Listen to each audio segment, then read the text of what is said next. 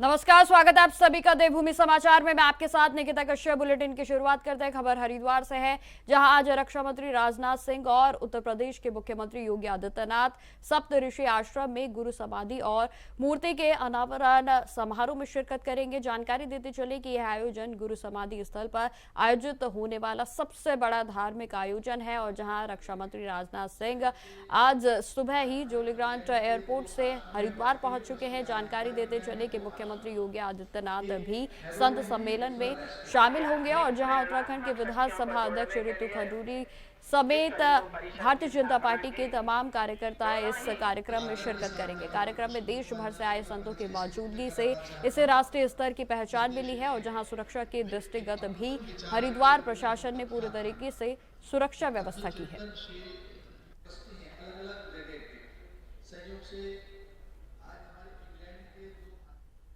देहरादून में मुख्यमंत्री पुष्कर सिंह धामी ने सामाजिक सुरक्षा योजनाओं की समीक्षा करते हुए अधिकारियों को पात्रता, प्रशिक्षण, सत्यापन और भुगतान की प्रक्रियाओं को और भी अधिक सुदृढ़ बनाने के निर्देश दिए हैं। जानकारी देते चले कि मुख्यमंत्री पुष्कर सिंह धामी का साफ तौर पर कहना है कि तकनीक आधारित शासन से योजनाओं का लाभ अंतिम व्यक्ति तक पहुंचा बेहद ही वो पहुंचाना जरूरी है और जहां उन्होंने यह भी जानकारी दी है कि वन क्लिक प्रणाली के माध्यम से 9.47 लाख से अधिक लाभार्थियों को पेंशन का भुगतान भी किया गया है।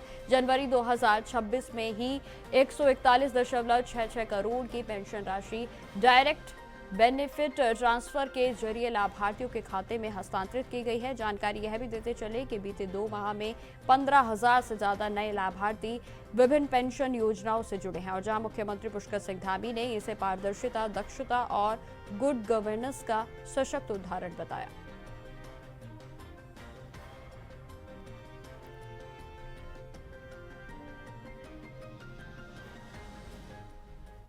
खबर देहरादून से ही है, जहां परेड ग्राउंड में उत्तरायणी कौतिक महोत्सव 2026 का भव्य शुभारंभ हुआ है। आपको बताते चले कि 4 दिवसीय इस महोत्सव का उद्घाटन राज्यपाल लेफ्टिनेंट जनरल गुरमीत सिंह ने दीप को प्रज्वलित कर किया था और जहां सेवा संकल्प फाउंडेशन के द्वारा आयोजित यह महोत्सव 5 से 8 फरवरी तक चलेगा। जानकारी देते चले कि कार्यक्रम में लोक कला, हस्तशिल्प, पारंपरिक व्यंजन और सांस्कृतिक प्रस्तुतियां भी आकर्षण का केंद्र रही और जहां राज्यपाल ने इसे उत्तराखंड के सांस्कृतिक, सामाजिक एकता और आर्थिक विकास को बढ़ावा देने वाला मंच बताया है। तो जानकारी यह भी देते चले कि आयोजक गीता धामी ने इसे लोक कलाकारों और कारीगरों के लिए संजीवनी बताया। आज सचमुच ऐसा लगा कि पूरा उत्तराखंड का परिवार इकट्ठा हुआ है। वो 3 शिव जी के त्रिशूल के मिशन के ऊपर में, पहला सांस्कृतिक धरोहर और जड़ों से मिलने के लिए, दूसरा एक सामाजिक एकता और तीसरा एक आर्थिक विकास। आज अत्यंत खुशी हुई कि हमारे परिवार के 172 स्टॉल्स ने और ग्रुप्स ने उसमें हिस्सा लिया। लेकिन आज का जो पूरा कथा कहानी थी, उसमें जो आज एक पहल, एक इनिशिएटिव गीता जी ने किया है, गीता धामी जी ने किया है। मैंने तो इनको पहले मुख्यमंत्री जी की धर्मपत्नी के रूप में देखा, इनके बच्चों के माता के रूप में देखा, अपने गांव की बेटी के रूप में देखा, लेकिन आज जो एक नया रूप देखा है और वो भी उन शब्दों के साथ, जो सेवा है, जो संकल्प है, जो फाउंडेशन है और जो इस फाउंडेशन का लक्ष्य है, मिशन है, जिसके अंदर में सेवा, संकल्प और किस प्रकार पूरे परिवार के अंदर में एक समृद्धि आए। मुझे ऐसा लगता है कि ये हमको 21st सेंचुरी के लिए तैयार कर रहा है। मैं समझती हूँ कि ये ईश्वर का आशीर्वाद है कि हम लोग जिस सोच और विज़न से आगे बढ़ रहे हैं और अपनी संस्कृति, अपनी परंपराओं, अपनी पहचान को जीवंत रखने के लिए कार्य कर रहे हैं और साथ में हमारे ऐसे लोग जो दूर दराज क्षेत्रों से, अलग अलग ज़िलों से यहाँ पर आए हुए हैं अपने सामान का, कि जिन्होंने प्रदर्शनी लगाई है, जिन्होंने प्लेटफॉर्म जिनको मिला हुआ है। तो मैं समझती हूँ कि जो विज़न है हमारा, एक उनको जो है एक अच्छा प्लेटफॉर्म दे करके उनको आर्थिक रूप से सहयोग करना और एक अपनी ये परंपरा विरासत को बनाए रखना और हमारे लोक कलाकार, लोक गायक इसमें सम्मिलित हुए। आदरणीय राज्यपाल महोदय जी ने इस कार्यक्रम का दीप प्रज्वलित कर शुभारंभ किया। मुख्य अतिथि के रूप में उन्होंने हमारे अलग अलग जिलों से आए उत्कृष्ट कार्य करने वाले लोगों को सम्मानित भी किया है। मैं हृदय की गहराइयों से धन्यवाद करती हूं उनका कि उन्होंने आकर के सभी का मनोबल बढ़ाया है। खबरों में आगे बढ़ते हैं। खबर देहरादून से है, जहां प्रशासन गांव की ओर अभियान के तहत विकासखंड रायपुर की न्याय पंचायत के द्वारा आयोजित बहुउद्देशीय शिविर में प्रभारी मंत्री सुबोध उनियाल की मौजूदगी में जन समस्याएं सुनी गई। बताते चलें कि इस कार्यक्रम में प्रमुख सचिव आर मीनाक्षी सुंदरम और जिलाधिकारी सबिन बंसल भी उपस्थित रहे। और जहां शिविर में 587 लाभार्थियों को विभिन्न सरकारी योजनाओं का लाभ मिला, तो वहीं 345 लोगों की निःशुल्क स्वास्थ्य जांच भी की गई है। आधार कार्ड अपडेट, आयुष्मान कार्ड और दिव्यांग प्रमाण पत्र भी जारी किए गए। जानकारी देते चले कि कुल 80 शिकायतों में से 35 का समाधान मौके पर ही किया गया। तो वहीं मालदेवता द्वार जो मार्ग है उस पर नशे व अराजकता के खिलाफ सख्त कार्रवाई के निर्देश भी जारी किए गए हैं।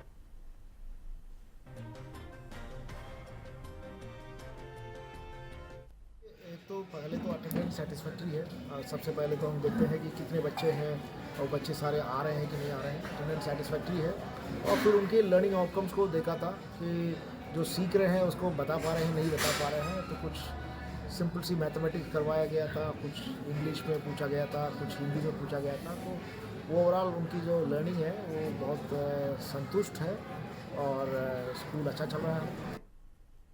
खबरों में आगे बढ़ते हैं। धामी सरकार युवाओं के भविष्य को लेकर पूरी तरह से संकल्पबद्ध है। अपने 4.5 साल के कार्यकाल में सरकार ने 28,000 से अधिक युवाओं को सरकारी नौकरी दी है। और जहां लोक सेवा आयोग, अधीनस्थ सेवा चयन आयोग और चिकित्सा सेवा चयन आयोग के माध्यम से भी पारदर्शी तरीके से भर्ती प्रक्रिया पूरी की गई। जहां मुख्यमंत्री पुष्कर सिंह धामी ने चुनावों के दौरान भी युवाओं को बेहतर अवसर देने का वादा किया था, तो वहीं आज यह वादा साकार हो रहा है। और इसके परिणाम स्वरूप युवाओं और उनके परिवार में खुशी और संतोष भी देखा जा रहा है।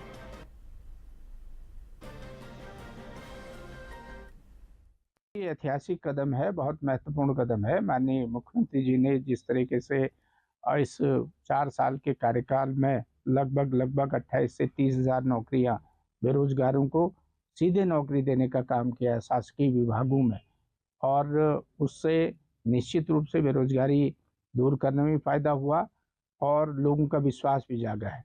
जो नौजवान बेरोजगार थे, संगठित क्षेत्र में, सरकारी क्षेत्र में उनको नौकरियां उपलब्ध कराई है। और हम उम्मीद करते हैं कि आने वाले समय में 4-5 हज़ार नौकरियां और पाइपलाइन में हैं, उनमें और भी नौकरियां आने वाले समय में मिलेंगी। अगले मार्च से पहले हम उस पर शपथ लेंगे। माननीय मुख्यमंत्री जी का जो प्रयास है वो सराहनीय प्रयास है, उसके लिए माननीय मुख्यमंत्री जी बधाई के पात्र हैं। खबरें लगातार जारी रहेंगी। फिलहाल रुकते छोटे से ब्रेक के लिए। तो ब्रेक के बाद एक बार फिर से स्वागत है आप सभी का। बढ़ते हैं खबरों की ओर। प्रशासन गांव की ओर अभियान के तहत कोरुवा में आयोजित बहुउद्देशीय शिविर में एसडीएम डॉक्टर हर्षिता सिंह ने जन समस्याएं सुनी। और जहां शिविर में 506 लाभार्थियों को विभिन्न सरकारी योजनाओं का लाभ प्राप्त हुआ है। जानकारी देते चलें कि 43 जो शिकायतें हैं उनमें से अधिकांश का मौके पर ही समाधान किया गया। और जहां शिविर में 208 लोगों की निःशुल्क स्वास्थ्य जांच की गई है और साथ ही साथ आधार अपडेट, आयुष्मान कार्ड और मुख्यमंत्री महालक्ष्मी किट वितरित की गई। और जहां एसडीएम ने शेष शिकायतों के समयबद्ध समाधान के लिए भी अधिकारियों को निर्देशित किया है।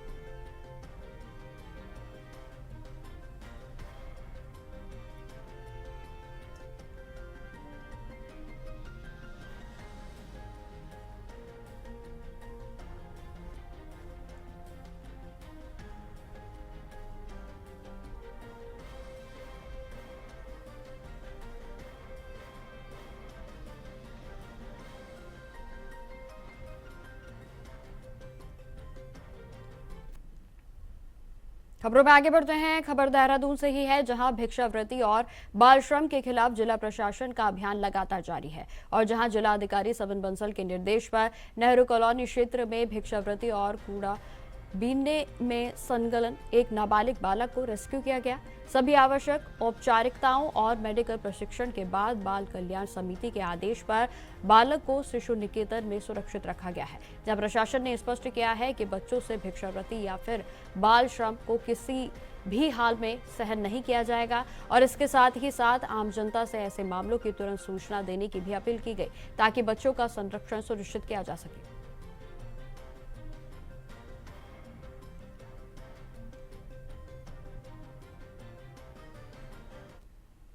देहरादून में मुख्यमंत्री पुष्कर सिंह धामी के दिशा निर्देशों पर प्रभारी सचिव डॉक्टर आर राजेश कुमार ने रुद्रप्रयाग जनपद का दौरा किया है, और जहां उनके दौरे के दौरान कमेड़ा में जन जन की सरकार जन जन के द्वार अभियान के तहत बहुउद्देशीय शिविर आयोजित किया गया, जहां आपको जानकारी देते चलें कि इस शिविर में 35 जन समस्याओं में से 20 का मौके पर ही समाधान किया गया है, जबकि शेष पर समयबद्ध कार्रवाई के लिए निर्देश दिए गए। और जहां डॉक्टर आर राजेश कुमार ने कहा है कि अब आम जनमानस की शिकायतें भटकेंगी नहीं, शिविरों में ही त्वरित समाधान मिलेगा।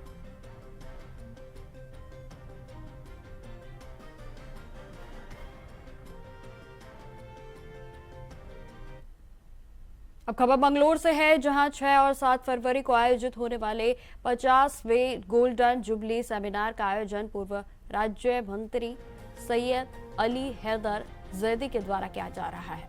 जानकारी देते चलें कि यह सेमिनार इमाम हुसैन की याद में आयोजित किया जाएगा, और जिसमें कि हिंदू और मुस्लिम दोनों ही धर्मों के धर्मगुरु भी शिरकत करेंगे। जहां इस कार्यक्रम में कई प्रमुख IAS और PCS के अधिकारी भी शामिल होंगे। जानकारी देते चले कि सेमिनार का आयोजन आज से शुरू होगा, और जबकि 7 फरवरी को मुशायरे का आयोजन किया जाएगा। बिहार में जो गोल्डन जुबली है जश्न हुसैन के नाम से मंगलौर उत्तराखंड में, ये हजरत इमाम हुसैन मोहम्मद साहब के नवासे थे, और जिन्होंने 1400 साल पहले ये कहा था कि मैं हिंदुस्तान जाना चाहता हूँ। अभी मौलाना ने अपनी तकरीर में ये बात कही कि हिंदुस्तान क्यों आना चाहते थे, क्योंकि ये इंसानों की धरती है। तो इंसानों की तरफ से आज इमाम हुसैन को हम श्रद्धांजलि पेश कर रहे हैं, क्योंकि उन्होंने यहाँ आने की ख्वाहिश की थी। हम उनकी ख्वाहिश की इज्जत करते हुए उनको सलाम पेश कर रहे हैं। और इसमें ये किसी धर्म विशेष का प्रोग्राम नहीं है, बल्कि इसमें जहाँ मुस्लिम स्कॉलर्स 5 धर्मगुरु इस्लाम से हैं, तो 5 धर्मगुरु हिंदुओं के भी हैं।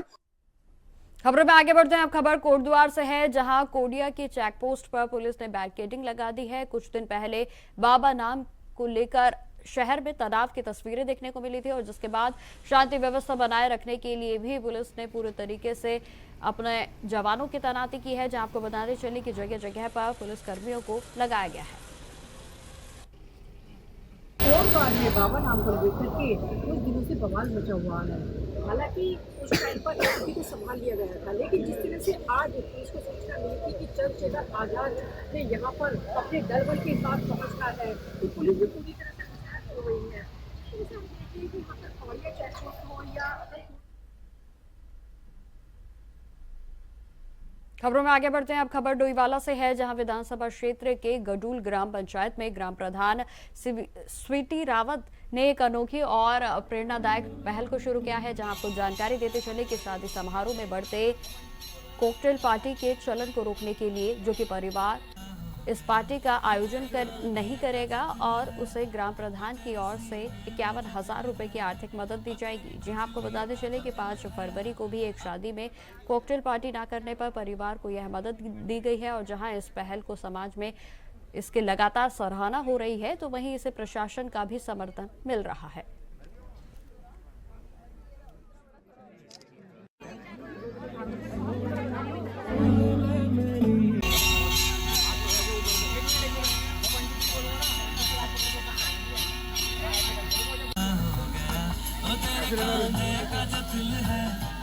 तेरे सीने में जो दिल है, और तेरी बिजली का जो बिल है। प्रधान जी को दे दो।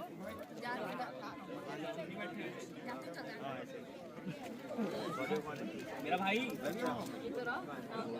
इतना बड़ा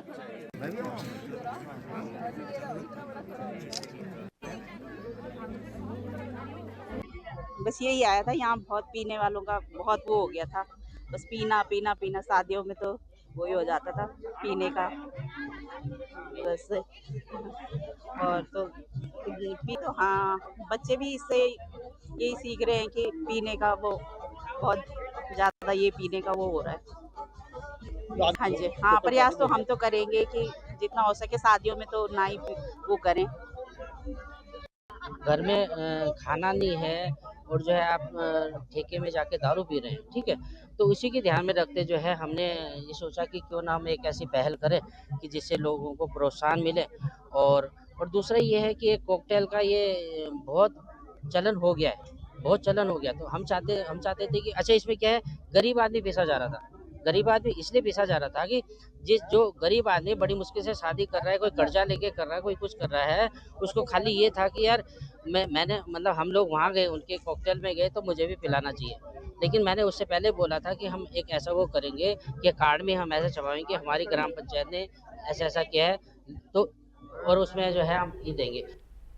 खबरों में आगे बढ़ते हैं। अब खबर रामनगर से है, जहां बीते बुधवार देर शाम एक युवक के द्वारा आत्महत्या किए जाने का मामला सामने आया और जहां घटना के बाद से ही मृतक के परिजनों के बीच कोहराम मचा हुआ था। तो जानकारी देते चले कि परिजनों की गैर मौजूदगी में युवक ने यह कदम उठाया है और जहां प्राप्त जानकारी के अनुसार युवक ने घर के अंदर पंखे से फंदा लगाकर आत्महत्या कर ली और जब परिजन घर पर लौटे तो युवक को इस अवस्था में देखकर पूरे तरीके से उनके होश उड़ गए और जहां आनन फानन में पड़ोसियों की मदद से पुलिस को पूरे मामले की जानकारी दी गई है और जहां सूचना मिलने पर पुलिस भी मौके पर पहुंची और जहां घटनास्थल का निरीक्षण भी उनकी ओर से किया गया। तो वहीं आपको यह भी बताते चलें कि पुलिस ने शव को कब्जे में लेकर पोस्टमार्टम की प्रक्रिया के लिए आगे भेज दिया है।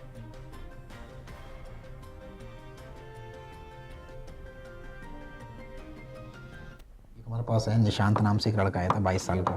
उनके पिताजी उनको लेकर आए थे, पीरू मदारा का मामला है। उन्होंने कहा कि वो फांसी लगाई है उसने घर पर ही। वो तो थोड़ा नशे का ही बता रहे थे, हिस्ट्री उन्होंने दी है कि नशे वगैरह करता था लड़का। बाकी 22 साल।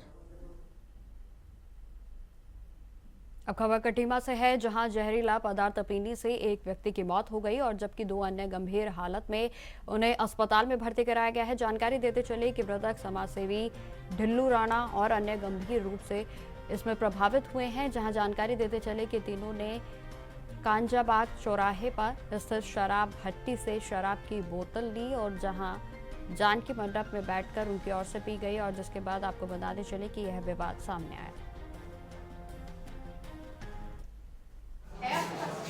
आए हैं यहाँ, क्या किया है?